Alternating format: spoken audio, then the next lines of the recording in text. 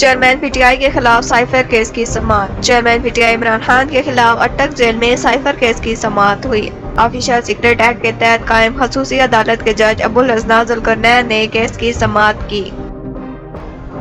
Cipher case में इमरान खान के judicial remand में 13 सितंबर तक तोसी कर दी गई। गुज़श्ता रोज इस्लामाबाद हाई कोर्ट ने चेयरमैन पीटीआई इमरान खान की तोशाखाना केस में सजा मुअत्तल कर दी थी, जबकि साइफर गुमशुदगी पर FIA इंसदाद दहशतगर्दी में इमरान खान के खिलाफ ऑफिशियल सीक्रेट एक्ट के तहत मुकदमा दर्ज किया गया, जिसमें इन्हें वफाकी तहकीकाती एजेंसी ने शामिल तफ्तीश करते हुए गिरफ्तार किया।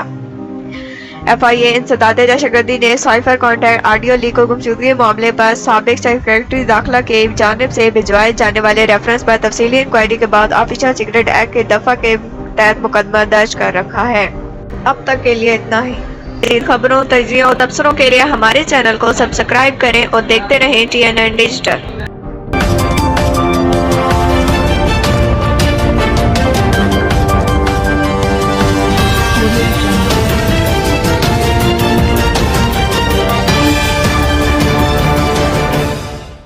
TNN Digital